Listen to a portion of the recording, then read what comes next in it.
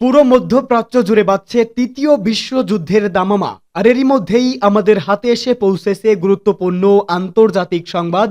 শুরুতেই জানিয়ে দিব এই সংবাদগুলোর শিরোনাম, এরপরেই থাকবে বিস্তারিত। ইসরায়েলে হিজবুল্লাহ ড্রোন ও 2 শতাধিক রকেট হামলা।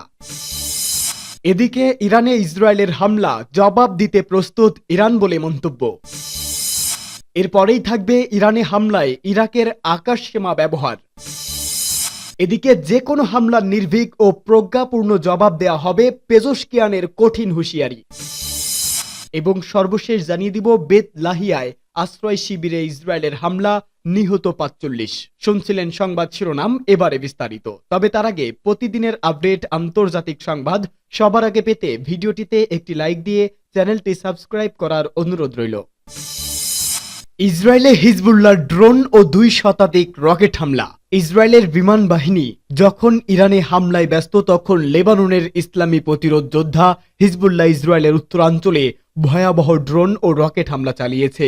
ইসরায়েলের দাবি, এ সময় তাদের বিমান প্রতিরক্ষা ব্যবস্থা লেবানন থেকে উড়ে আসা কমপক্ষে 4টি ড্রোন গুলি করে ভূপাতিত করেছে, খবর টাইমস অব ইসরায়েলের। হিজবুল্লাহর যোদ্ধারা লেবাননের সীমান্তবর্তী পশ্চিম গ্যালিলির আশেপাশে সীমান্ত শহর কিরিয়াত শামোনা, মেটোলা এবং তেলহাই শহরে রকেট হামলা চালিয়েছে, কিন্তু কোনো হতাহতের খবর পাওয়া যায়নি।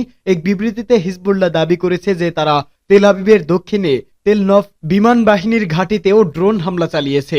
ড্রোন ছাড়াও হিজবুল্লাহ সারাদিনে উত্তর ইসরায়েলে প্রায় 200টি রকেট নিক্ষেপ করেছে। এর মধ্যে লেবানন থেকে পশ্চিম গ্যালিলে 15টি রকেট হামলা চালানো হয়েছিল, যার মধ্যে কিছু বাধা দেওয়া হয়েছিল এবং বাকিগুলো খোলা জায়গায় আঘাত এনেছে বলে দাবি ইসরায়েলের।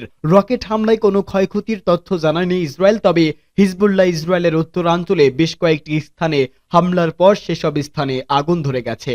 ইসরায়েলের সেনাবাহিনী আইডিএফ দাবি করেছে তাদের 91তম ডিভিশনের সেনারা এই সপ্তাহে দক্ষিণ লেবাননে 4টি ট্রাক মাউন্ট করা রকেট লঞ্চার জব্দ করেছে। লঞ্চারগুলোতে প্রায় 160টি রকেট বোঝাই ছিল। ইসরায়েলি যুদ্ধবিমান বৈরুতে হিজবুল্লাহর লক্ষ্যবস্তুতে পাল্টা আঘাত হানে। এদিকে প্রথমবারের মতো উত্তর ইসরায়েলের বাসিন্দাদের সরে যাওয়ার নির্দেশ দিয়েছে লেবাননের প্রতিরোধ যোদ্ধা হিজবুল্লাহ। জবাব দিতে প্রস্তুত ইরান, উত্তেজনায় ফুটেছে মধ্যপ্রাচ্য। গাজা, পশ্চিম তীর, সিরিয়া, ইয়েমেন, ইরাক, ইরান সর্বত্রেই উত্তেজনার আগুন। তার মধ্যে প্রতিশোধ নিতে ইরানের বিভিন্ন সামরিক স্থাপনায় হামলা চালিয়েছে ইসরায়েল। তবে ইরানও কঠোর বার্তা দিয়েছে। তারা বলেছে উপযুক্ত জবাব দেওয়ার জন্য প্রস্তুত তারা। ফলে উত্তেজনার পরাদ ক্রমশ উপড়ে উঠছে। ইসরায়েলকে সতর্ক করেছে যুক্তরাষ্ট্র। তারা বলেছে ইরানের পারমাণবিক স্থাপনা ও তেল ক্ষেত্রকে এড়িয়ে হামলা চালাতে, কিন্তু এই রিপোর্ট লেখা পর্যন্ত পরিষ্কার হওয়া যায়নি যে ইসরায়েলের ওই হামলা আসলেই কি ধরনের সামরিক স্থাপনায় চালানো হয়েছে।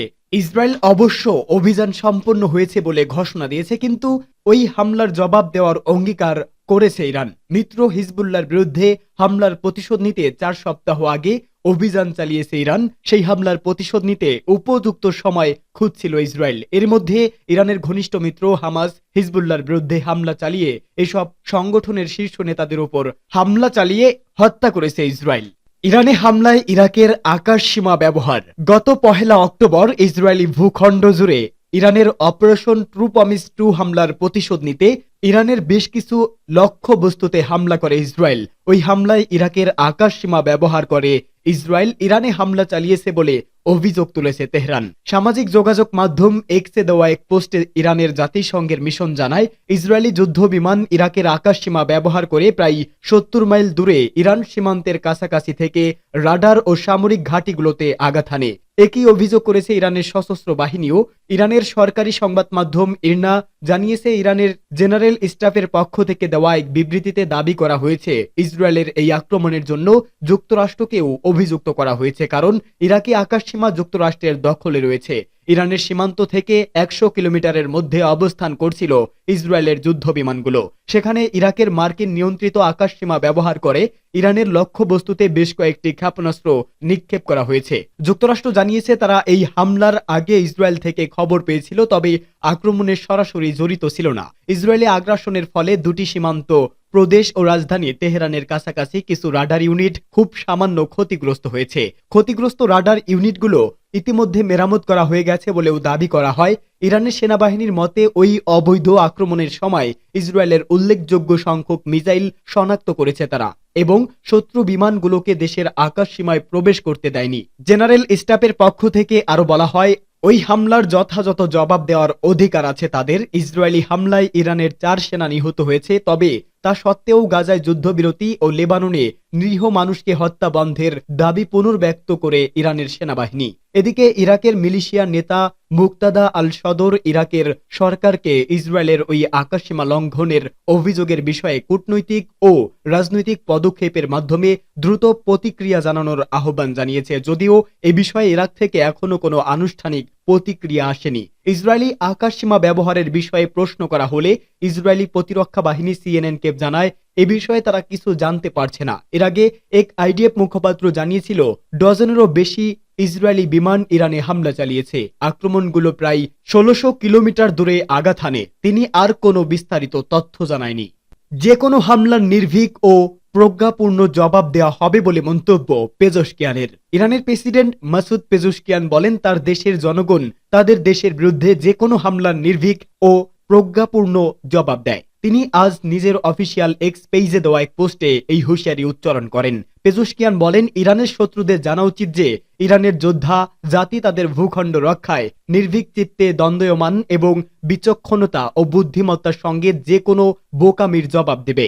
ইরানের 3টি প্রদেশের কিছু সামরিক স্থাপনা লক্ষ্য করে ইসরায়েল হামলা চালানোর একদিন পর তিনি এই সতর্কবাণী উচ্চারণ করেন। ইরানের সেনাবাহিনী বলেছে, হামলায় তাদের 4 সেনা সদস্য শাহাদাত বরণ করেছে। যেসব সৈনিক মাতৃভূমি রক্ষা করতে গিয়ে জীবন দিয়েছে, প্রেসিডেন্ট পেজশকিয়ান তাদের ভূয়সী প্রশংসা করেন এবং তাদের পরিবারবর্গ, সেনাবাহিনী ও ইরানি জনগণকে শোক ও সমবেদনা জানান। এর আগে শনিবার ইরানের পররাষ্ট্রমন্ত্রী ইসরায়েলি হামলাকে বেপরোয়া ও কাপুরুষোচিত হামলা অভিহিত করে বলেছেন, এই হামলার মাধ্যমে আন্তর্জাতিক আইন ও জাতিসংঘ ঘোষণা লঙ্ঘন করা হয়েছে। বেত লাহিয়া শিবিরে ইসরায়েলের হামলা, নিহত ৪৫। গত ৬ অক্টোবর থেকে ইসরায়েলি আক্রমণের নতুন কেন্দ্রবিন্দু উত্তর গাজা অঞ্চলটির বেত লাহিয়া। বাস্তুচ্যুত ফিলিস্তিনিরা সেখানে আশ্রয় নিয়েছিল। সেখানকার 6টি ভবন গুড়িয়ে দিয়েছে ইসরায়েল। এসব হামলায় কমপক্ষে ৪৫ জন নিহত হয়েছে। গাজার স্বাস্থ্য মন্ত্রণালয় এটিকে ভয়াবহ হত্যা হিসেবে বর্ণনা করেছে। ফিলিস্তিনি বার্তা সংস্থা ওয়াফা জানিয়েছে, নিহত ও আহতদের মধ্যে অনেকেই শিশু, নারী ও বৃদ্ধ। আল জাজিরার মতে, ইসরায়েলি বোমার আঘাত, বিস্ফোরিত আগুনের কারণে উদ্ধারকর্মীরা যথাসময়ে ঘটনাস্থলে পৌঁছাতে সক্ষম হয়নি। আল জাজিরার সাংবাদিক তারেক আবু আজজুম গাজা থেকে বলেছেন, ধ্বংসস্তূপের নিচ থেকে এখনও আটকে পড়া মানুষদের উদ্ধার করার চেষ্টা চলছে। তীব্র হামলার জেরে উদ্ধারকারীরা তাৎক্ষণিকভাবে ঘটনাস্থলে পৌঁছাতে পারেনি। তিনি আরো বলেন, বেত লাহিয়া এবং জাবালিয়াকে উত্তর গাজার 2টি প্রধান নগর কেন্দ্র হিসাবে বিবেচনা করা হয় এবং গাজার অন্যান্য অংশ থেকে বাস্তুচ্যুত পরিবারগুলো সেখানে আশ্রয় নিতে এসেছে। এসব বেসামরিক মানুষ 3 সপ্তাহেরও বেশি সময় ধরে প্রচণ্ড আক্রমণের শিকার হয়েছে। অধিকৃত ফিলিস্তিনি ভূখণ্ডে জাতিসংঘের বিশেষ প্রতিবেদক ফ্রান্সেসকা আলবানিজ বলেন, আমাদের চোখের সামনে এমন গণহত্যায় গাজার সমগ্র জনসংখ্যা মারা যাওয়ার ঝুঁকিতে রয়েছে। কাউন্সিল অন আমেরিকার ইসলামিক রিলেশনস গাজার উপত্যকায় সম্পূর্ণ পদ্ধতিগত জাতিগত নির্মূল বন্ধ করার জন্য যুক্তরাষ্ট্রকে আহ্বান জানিয়েছে। গাজায় গত বছরের 7 অক্টোবর থেকে ইসরায়েলি হামলায় কমপক্ষে ৪২,৮৮৭ জন নিহত হয়েছে এবং ১,০৫,৪৫৪ জন আহত হয়েছে। এদিকে বেইত লাহিয়ায় ইসরায়েলি হামলার সমালোচনা করেছে মধ্যপ্রাচ্যের বিভিন্ন দেশ, কিন্তু আন্তর্জাতিক আইনের কোনো পরোয়া না করে হামলা অব্যাহত রেখেছে ইসরায়েল। শুধু তাই নয়, গাজা ধ্বংসস্তূপের মধ্যে যে গুটি কয়েক হাসপাতাল কোনো রকম সচল রয়েছে, তার মধ্যে কামাল আদওয়ান হাসপাতালেও নিঠুর হামলা চালিয়েছে ইসরায়েলি সেনারা।